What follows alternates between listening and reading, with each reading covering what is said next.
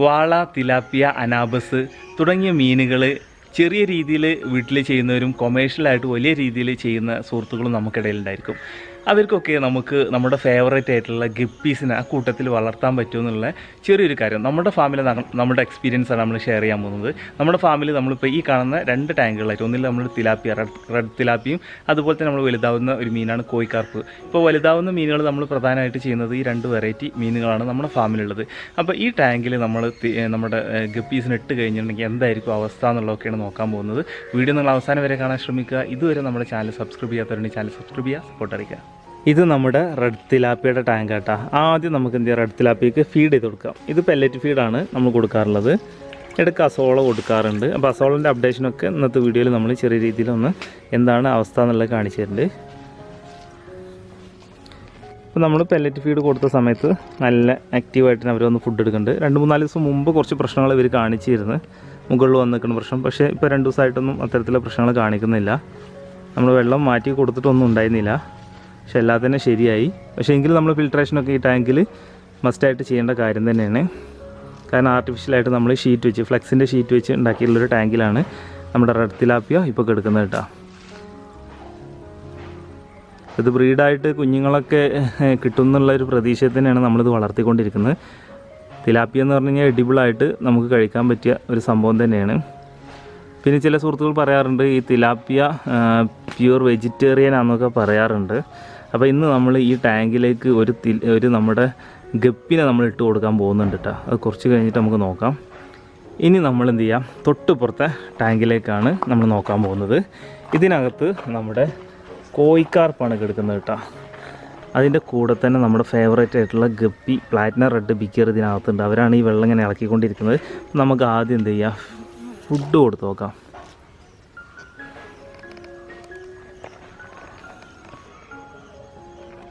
അപ്പോൾ നമുക്ക് കാണാൻ പറ്റും നമ്മൾ പ്ലാറ്റിനം റെഡ് ബിഗ് ഗിയറിന് കുറച്ച് കുഞ്ഞുങ്ങൾ ഇതിനകത്ത് ആക്കിയിട്ടുണ്ടായിരുന്നു. അത്യാവശ്യം കുഴപ്പമില്ലാത്ത സൈസായി തുടങ്ങിയിട്ടുണ്ട്. അപ്പോൾ അവരിപ്പോൾ വന്നിട്ട് നമ്മുടെ കാർപ്പ് മത്സ്യങ്ങളൊക്കെ പ്യൂർ വെജിറ്റേറിയൻ ആണെന്നുള്ളത് നമ്മൾ പറഞ്ഞു കേട്ടിട്ടുണ്ട്. പക്ഷെ തിലാപ്പിയുടെ കാര്യത്തിൽ ചില ആൾക്കാർക്ക് സംശയം ഉണ്ടായിരിക്കും. കണ്ടില്ലേ, ഇപ്പോൾ നിങ്ങൾക്ക് ഒരു കാര്യം മനസ്സിലായിട്ടുണ്ടാവും. ഈ കോഴിക്കാർപ്പിൻ്റെ ടാങ്കിൽ ഈ ഗപ്പി കുഞ്ഞുങ്ങൾ വളർന്നിട്ട് അത്യാവശ്യം കുഴപ്പമില്ലാത്ത ഇയറൊക്കെ വന്ന് തുടങ്ങിയിട്ട്, സൈസൊക്കെ വന്ന് തുടങ്ങിയിട്ടുള്ള ഗപ്പികളെ നമുക്ക് കാണാൻ പറ്റും.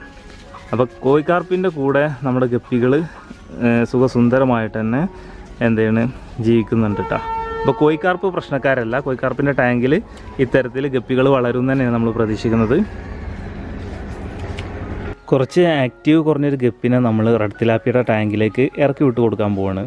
ഇനി ഇതിനെ അവർ ഈ ടാങ്കിൽ ഇവരോടൊപ്പം ജീവിക്കാൻ ഇവർ സമ്മതിക്കുന്നുണ്ടോ ഇല്ലേ എന്നുള്ളതൊക്കെ നമുക്ക് നോക്കാം. കാരണം തിലാപ്പിയ പ്യൂർ വെജിറ്റേറിയൻ ആണെന്ന് പറയുന്നുണ്ടെങ്കിലും പല ഫാമുകളിലും തിലാപ്പിയക്ക് കോഴി വേസ്റ്റ് കൊടുത്തിട്ടോ അല്ലെങ്കിൽ മറ്റുള്ള സംഭവങ്ങൾ കൊടുത്തിട്ട് വളർത്തുന്നവരൊക്കെ ഉണ്ടെന്ന് കേട്ടിട്ടുണ്ട്. അപ്പോൾ നമ്മൾ എന്ത് ചെയ്യാൻ പോകണം, എങ്ങനെയാലും ഇതിലേക്ക് നമ്മുടെ ഗപ്പിനെ ഇറക്കി വിട്ടിട്ടുണ്ട്. എങ്ങനെയാലും കുറച്ച് കഴിഞ്ഞിട്ട് നമുക്ക് നോക്കാം ഈ ഗപ്പിനെ ഇതിൽ കാണുന്നുണ്ടോ ഇല്ല എന്നുള്ളതൊക്കെ.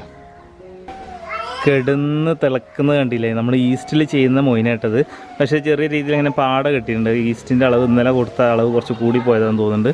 അതുപോലെ തന്നെ ഇവിടെ ഉണ്ട്. അപ്പോൾ നമുക്ക് എന്ത് ചെയ്യാം, നമ്മുടെ കോഴിക്കാർപ്പിൻ്റെ ടാങ്കിലേക്ക് നമുക്ക് മൊയിനെ ഫീഡ് ചെയ്യാണ്ട് നമുക്ക് എന്ത് ചെയ്യണം, ഇന്ന് നമ്മുടെ മാഷാല്ലാ നമുക്ക് അതിൽ നിന്ന് എന്ത് ചെയ്യണം, നമ്മുടെ കോഴിക്കാർപ്പിനെ നമ്മുടെ പ്ലാറ്റിനം റെഡ് ബിഗ് ഗിയറിനെ പിടിക്കാനുണ്ട്. അപ്പോൾ ഈ തീറ്റ കൊടുത്തുകാണ്ട് നമുക്ക് എന്ത് ചെയ്യാം, അത്രയും വലിയ ടാങ്ക് നമുക്ക് പിടിക്കണം എന്നുണ്ടെങ്കിൽ ഈ തീറ്റ ഒരു മൂലക്ക് കൊടുത്താലേ അവർ തീറ്റ എടുക്കാൻ വരുള്ളൂ. അപ്പോൾ അവിടുന്ന് കോരി എടുക്കാമെന്ന് വിചാരിക്കുന്നുണ്ട്. കണ്ടില്ല, നല്ല റെഡ് കളർ മൊയിനട്ടാ.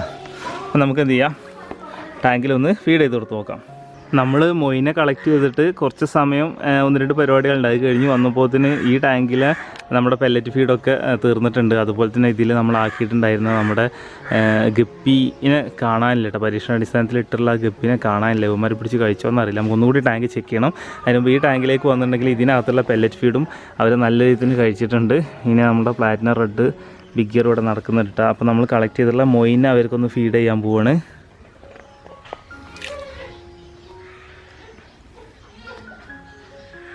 അപ്പോൾ മൊയിനെ നല്ല രീതിയിൽ തന്നെ അവർ ഫീഡ് എടുക്കുന്നുണ്ട്. നമ്മളിതിലിങ്ങനെ മൊയിനെ ഫീഡ് ചെയ്യാറുള്ള തന്നെയാണ്. ഇടയ്ക്ക് ഇങ്ങനെ മൊയിനെ ഇങ്ങനെ കൊടുക്കും. ദിവസം നമ്മൾ മറ്റുള്ള ഗപ്പികൾക്ക് കൊടുക്കുന്ന സമയത്ത് ഇവർക്കും കൊടുക്കാറുണ്ട്. ഇനി നമുക്ക് എന്ത് ചെയ്യാം, ഇതിന് ഒരു 1-2 മെയിലിനെ നമുക്കൊന്ന് പിടിച്ചിട്ട് അതിൻ്റെ ഇയറും കാര്യങ്ങളൊക്കെ ഒന്ന് നോക്കട്ടെ. അങ്ങനെ നമ്മൾ 3 മെയിലിനെ കളക്ട് ചെയ്തിട്ടുണ്ട് കേട്ടോ. ഇത് നമ്മുടെ കയ്യിൽ നേരത്തെ ഉണ്ടായിട്ടുള്ള പ്ലാറ്റിന റെഡ് ബിഗ് ഇയറിൻ്റെ കുഞ്ഞുങ്ങളാണ്. ഇപ്പോൾ നമ്മൾ പുതിയതായിട്ട് നമ്മുടെ PPR ഗപ്പി ഫാമിൽ നിന്ന് പഴയ ലൈനേജ് പ്ലാറ്റിന റെഡ് ബിഗ് ഇയറിന് എടുത്തിട്ടുണ്ട്. അതുപോലെ തന്നെ പുതിയ ലൈനേജ് എടുത്തിട്ടുണ്ട്. ഇത് നമ്മുടെ കയ്യിൽ നേരത്തെ നമ്മുടെ കയ്യിലുണ്ടായിരുന്ന കുറച്ച് സ്റ്റോക്ക് ഉണ്ടായിരുന്നു. അതൊക്കെ സെയിലായി പോയപ്പോൾ അതിൻ്റെ കുഞ്ഞുങ്ങൾ കുറച്ച് ഇവിടെ ട്രേകളിൽ കിടന്നിട്ടുണ്ടായിരുന്നു. ആ ട്രേകളിൽ നിന്ന് നമ്മൾ ഈ വലിയ നമ്മുടെ കോഴിക്കാർപ്പിനാക്കിയ ടാങ്കിലേക്ക് മാറ്റിയിട്ടുണ്ടായിരുന്നു. ഇപ്പോൾ നമ്മളൊന്ന് പിടിച്ച് നോക്കിയതാണ് അതിൻ്റെ ഇയറും സൈസും ഒക്കെ എത്രത്തോളം ആയിട്ടുണ്ടെന്ന്. അൽഹംദുലില്ലാ കുഴപ്പമില്ല, ഇയറൊക്കെ ഇറങ്ങി തുടങ്ങിയിട്ടുണ്ട്. അപ്പോൾ ഇനിയിപ്പോൾ നമ്മൾ കോൺസെൻട്രേറ്റ് ചെയ്യാൻ പോകുന്നത് PPRന്ന് കൊടുന്നുള്ള നമ്മുടെ പ്ലാറ്റിന റെഡ് ബിഗ് ഇയറിൻ്റെ അതിനെ ബ്രൂഡാക്കിയിട്ട് അതിൻ്റെ കുഞ്ഞുങ്ങളെ വളർത്തി സെയിൽ ചെയ്യാനാണ് പ്ലാൻ ചെയ്യുന്നത്.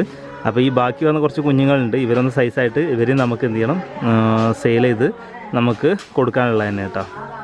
അൽഹംദുലില്ലാ അൽഹംദുലില്ലാ അൽഹംദുലില്ലാ. ആക്റ്റീവ് കുറഞ്ഞ ഗപ്പിനെ നമ്മളിതിലാക്കിയിട്ടുണ്ടായിരുന്നു. അതിനെ തിരഞ്ഞിട്ട് നമ്മൾ എന്ത് ചെയ്യാണ്, ഈ ടാങ്കിൻ്റെ ഈ നെല്ലിട്ട ഭാഗത്തേക്കൊക്കെ നമ്മൾ ജസ്റ്റ് ഒന്ന് വന്നു നോക്കിയതാണ് ഈ സൈഡിൽ കൂടി. ഈ സമയത്ത് നമുക്ക് എന്ത് ചെയ്യുക, ഗപ്പിനെ നമുക്ക് കാണാൻ പറ്റിയില്ല. പക്ഷേ നമുക്ക് നല്ലൊരു റിസൾട്ട് കിട്ടിയുള്ളത് നമ്മുടെ റെഡ് തിലാപ്പിയ ബ്രീഡായിട്ടുണ്ട്. അതിൻ്റെ കുഞ്ഞുങ്ങളെയാണ് ഇപ്പോൾ നമുക്ക് കാണാൻ പറ്റുന്നത് കേട്ടോ. ഇതിനെക്കുറിച്ചുള്ള ഇതിൻ്റെ അപ്ഡേഷനൊക്കെ നമ്മൾ വരും ദിവസങ്ങൾ നിങ്ങളുമായിട്ട് നമ്മൾ ഷെയർ ചെയ്യാൻ ശ്രമിക്കുന്നുണ്ട് കേട്ടോ. എത്രത്തോളം കുഞ്ഞുങ്ങളെ കിട്ടി എന്നുള്ളതൊക്കെ അടുത്ത ദിവസം വീഡിയോയിൽ നിങ്ങളുമായിട്ട് നമ്മൾ ഷെയർ ചെയ്യാൻ ശ്രമിക്കേണ്ടത്. നമ്മുടെ ഗപ്പിനെ തിലാപ്പിയ കഴിച്ചതാണോ എന്നറിയില്ല, അല്ലാന്നുണ്ടെങ്കിൽ ഇവിടെ ഒരു ആശ നിൽക്കുന്നുണ്ട് തവള. ഇനി ഇവന് കഴിച്ചതാണോ എന്നുള്ളതും അറിയില്ല കേട്ടോ. എന്താ സംഭവിച്ചിട്ടെന്നുള്ളത് നമുക്കറിയില്ല. മുമ്പ് നമ്മൾ ഈ റെഡ് തിലാപ്പിനെ ചെറിയ ടാങ്കുകളിലാണ് ആക്കിയിട്ടുണ്ടായിരുന്നത്. നമ്മുടെ ഫ്രിഡ്ജ് ബോക്സിലും അതല്ലാതെ വേറൊരു ചെറിയ ടാങ്കിലും ആക്കിയിട്ടുണ്ടായിരുന്നത്. അന്നും നമ്മൾ തിലാപ്പിയ നമ്മൾ ഗപ്പി കുഞ്ഞുങ്ങളാക്കുന്ന സമയത്ത് മിസ്സിങ് ആവണത് നമ്മളെ ശ്രദ്ധപ്പെട്ടിട്ടുണ്ടായിരുന്നു. പക്ഷേ പൊതുവെ തിലാപ്പിയ ഒരു വെജിറ്റേറിയൻ വിഭാഗത്തിൽപ്പെട്ടതാണെന്നാണ് തോന്നുന്നത്.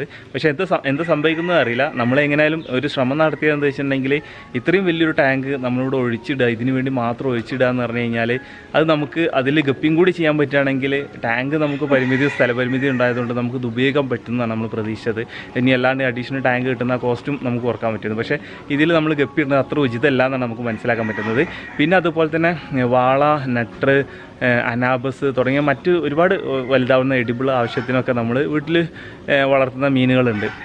അപ്പോൾ ഒരുപാട് സുഹൃത്തുക്കൾക്ക് സംശയം ഉണ്ടായിരിക്കും, ഇത്തരത്തിലുള്ള മീനുകൾ ഏതായാലും വളർത്താനൊരു ടാങ്ക് ഉണ്ടല്ലോ, എങ്കിൽ ആ ടാങ്കിൻ്റെ കൂടുതൽ നമുക്ക് ഗപ്പിയും ചെയ്തുകൂടെ എന്നുള്ളൊരു തോന്നലുണ്ടായിരിക്കും. അപ്പോൾ നമ്മൾ ഓരോ മീനിനെ കുറിച്ച് മനസ്സിലാക്കുകയാണെങ്കിൽ അവർ വെജിറ്റേറിയൻ ആണോ അല്ലേ എന്നുള്ളത് നമ്മൾ മനസ്സിലാക്കി ചെയ്യായിരിക്കും ബെറ്റർ. അല്ലാന്നുണ്ടെങ്കിൽ പരീക്ഷണാടിസ്ഥാനത്തിൽ നിലവിൽ ചെയ്തുകൊണ്ടിരിക്കുന്ന ഇത്തരത്തിൽ വലുതാവുന്ന മത്സ്യങ്ങൾ ചെയ്തുകൊണ്ടിരിക്കുന്ന ടാങ്കിൽ 1-2 മീനുകളെ നമ്മൾ ആദ്യം ടെസ്റ്റിന് കൊടുന്നിട്ട് നോക്കുക. അവരത് കഴിക്കുന്നോ വേറെ പ്രശ്നങ്ങളോ ഉണ്ടെന്നുണ്ടെങ്കിൽ നമ്മളതിൽ ചെയ്യാതിരിക്കുക. അല്ലാതെ വില കൂടിയ മത്സ്യങ്ങളൊന്നും അതിലിട്ടിട്ട് പൈസ കളയാതെ ഇരിക്കുകയായിരിക്കും ബെറ്റർ. പക്ഷേ നമ്മുടെ കോഴിക്കാർപ്പിൻ്റെ കാര്യത്തിലേക്ക് വന്നു കഴിഞ്ഞിട്ടുണ്ടെങ്കിൽ അൽഹംദുലില്ലാ കുഴപ്പമില്ല. കാരണം കോഴിക്കാർപ്പിൽ ഇപ്പോൾ നമ്മൾ കണ്ട് നമ്മുടെ പ്ലാറ്റിന റെഡ് ബിഗ് ഇയർ ആണെങ്കിലും സെറ്റ് ആയിക്കൊണ്ടിരിക്കുന്നുണ്ട്. അതും കണ്ട് ഇനി നമ്മൾ നമ്മുടെ അസോളയുടെ അപ്ഡേഷന് കുറച്ച് കാര്യങ്ങൾ കൂടി നമുക്കൊന്ന് നോക്കാം.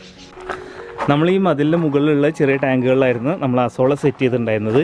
പക്ഷേ ഈ ടാങ്കിലേക്ക് നോക്കിക്കഴിഞ്ഞിട്ടുണ്ടെങ്കിൽ ഇതിനകത്ത് ഇപ്പോൾ നമുക്ക് അസോള കാണാൻ പറ്റുന്നത് ഇവിടെ ഇങ്ങനെ കുറേശ്ശെ ഇങ്ങനെ ഈ ഡാർക്ക് ഗ്രീൻ കാണുന്നുണ്ടല്ലോ, ഇത് മാത്രമായി അസോള മാറിയിട്ടുണ്ട്. ഇവനുണ്ടല്ലോ ഡക്ക് വീട് എന്നതുകൊണ്ട് ഇവൻ്റെ പേര്. ഇവൻ 1-2 പെട്ട് കഴിഞ്ഞാൽ മതി, ഇവൻ അങ്ങോട്ട് നല്ല രീതിയിൽ വളർച്ച കിട്ടും. പക്ഷേ നമ്മൾ അസോളൻ്റെ കാര്യത്തിലേക്ക് വരികയാണെങ്കിൽ അസോള വേണ്ട രീതിയിൽ വളരുന്നില്ല. അപ്പോൾ ഈ ഡക്ക് വീട് വീഴാത്ത രീതിയിൽ നമ്മൾ നോക്കാൻ ശ്രമിക്കണം.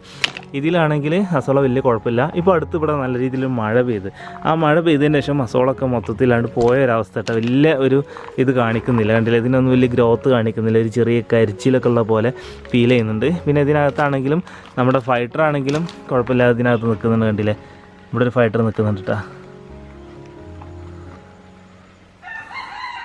ഇതാ ഫൈറ്റർ ഇതിനകത്ത് ഇട്ടിട്ടുണ്ട്. അപ്പോൾ അവരിതിനകത്ത് നിൽക്കുന്നുണ്ട്. പിന്നെ അസോള വേണ്ട രീതിയിൽ ഇതിൽ നിന്നൊക്കെ അസോള പോയി എന്ന് വേണമെങ്കിൽ പറയാൻ. കണ്ടില്ലേ, അപ്പോൾ ഇതിനകത്ത് ഇനി അസോള നമ്മൾ വീണ്ടും ചെയ്യണം. അല്ലാണ്ടെങ്കിൽ വേറെ ടാങ്ക് കെട്ടിയിട്ട് വലിയ ടാങ്ക് കെട്ടിയിട്ട് അസോളക്ക് വേണ്ടിയിട്ട് വലിയ ടാങ്ക് കെട്ടേണ്ട ഒരു സാഹചര്യമുണ്ട്. അപ്പോൾ ഇതാണ് നമ്മുടെ അസോള ടാങ്കിലെ കാഴ്ചകൾ കേട്ടോ. അൽഹംദുലില്ലാ നമ്മൾ നല്ല ഹാപ്പി മൂമെൻറ്റിലാണ് നിൽക്കുന്നത്. കാരണം വെച്ചാൽ നമ്മുടെ റെഡ് തിലാപ്പിയ ബ്രീഡായിട്ട് അത്യാവശ്യം കുഴപ്പമില്ലാത്ത രീതിയിലുള്ള കുഞ്ഞുങ്ങൾ നമുക്ക് ഇതിൽ കാണുന്നുണ്ട്. എത്രത്തോളം ഉണ്ടെന്നുള്ളതിനെ കുറിച്ചും ബാക്കി കാര്യങ്ങളൊന്നും അറിയില്ല. നമുക്ക് എങ്ങനെയായാലും ഇതിൽ ഡീറ്റെയിൽ ആയിട്ടുള്ള കാര്യങ്ങളൊക്കെ നമുക്ക് നാളത്തെ വീഡിയോയിൽ നിങ്ങളുമായിട്ട് നമ്മൾ ഷെയർ ചെയ്യാൻ ശ്രമിക്കുന്നുണ്ട്. ഇതിലിപ്പോൾ തവള ഉണ്ടെന്നുള്ള പേടി അതിനെങ്ങനെയും നമ്മൾ പിടിച്ചൊഴിവാക്കാൻ നോക്കുന്നുണ്ട്. അപ്പോൾ ഇൻഷാ അല്ലാഹ് നമുക്ക് മൈ ഫാമിങ്ങിലെ കൂടുതൽ കാഴ്ചകളും വിശേഷങ്ങളുമായിട്ട് നമുക്ക് അടുത്ത ദിവസം കാണാം. ബൈ.